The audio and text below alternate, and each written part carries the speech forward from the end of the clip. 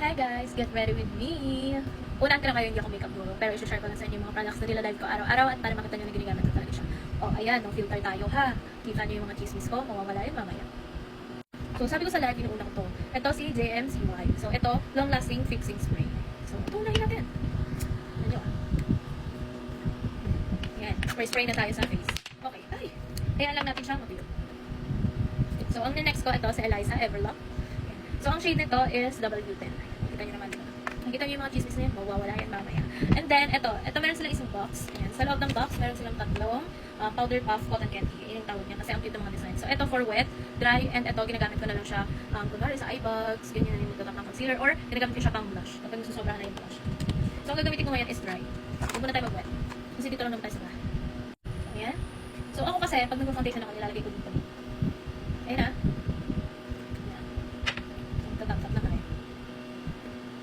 Medyo bibilisan ko na lang kasi 10 minutes naman tong video na to, pero baka mainit ko yun.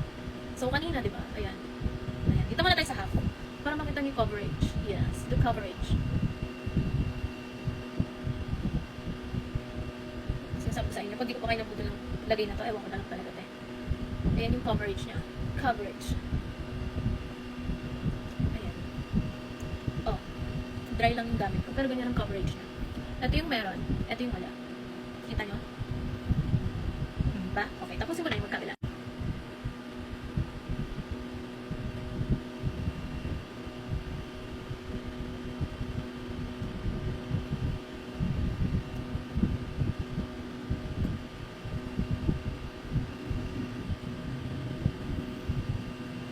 Kita nyo yan? Yan yung coverage ni Eliza Foundation. O, diba? Iba yung atake niya. Iba yung atake niya, diba? Nakatakpan niya ang aking mga sumpa. So, fresh na tayo, yan pa lang. Meron pa. So, ngayon, sabi ko, diba, after ko maglagay ng foundation, naglalagay ulit ako nito. Ayan. Para makapit. Patuyuin lang natin siya. So, ngayong tuyo na, ito naman ang gagamitin ko. Si Chickpea. Ito ang madalas nyo itong makikita sa akin. Kasi yung nagiging na itong blush na to. So, tap. Tap.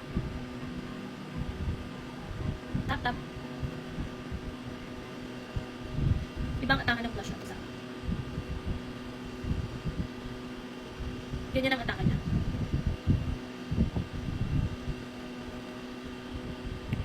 So, ayan, kapag medyo nasobrahan ka ng lagay, wala problema, magpa-powder pa tayo. So, ganyan siya. Hindi ako makeup guru, and ganyan talaga ako maglagay ng, pero kasi, mawawala pa siya mamaya, kaya huwag niyo ako i-judge. Pero ganyan yung atake niya sa face. Bago ako maglagay ng powder. Meron akong tint, ito yung gamit ko, yung Pretty Secret 2-in-1. Hindi ko siya nilalagay sa, ko. Pero ano siya, 2-in-1 siya, lip and cheek tint, pero hindi ko siya nilalagay sa cheeks. Siyempre, sobrang pula na tayo. And then, after nyan, ito na tayo. See? Super Stay. Hindi Miggy. So, ito, ginagamit ko ng brush. Ginagamit ko yung brush niya, pag, pero pag sa, dito sa eye bag. So, ito lang.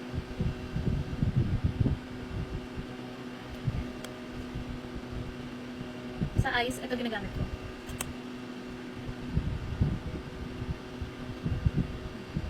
Ayan. Pagtapos na natin sa eyes, gamit na tayo ng brush. Diba? Sabi ko sa'yo mawala yung pagkapula ng pisngi ko. Ito yung everyday look na ginagawa ko. Kung hindi maniwala. Talagang fresh ang atake ng mga ginagamit ko ngayon. And talaga namang super ganda sa face. Hindi ka na talaga makakapag-retouch ka. Nakapag kaya mag-retouch.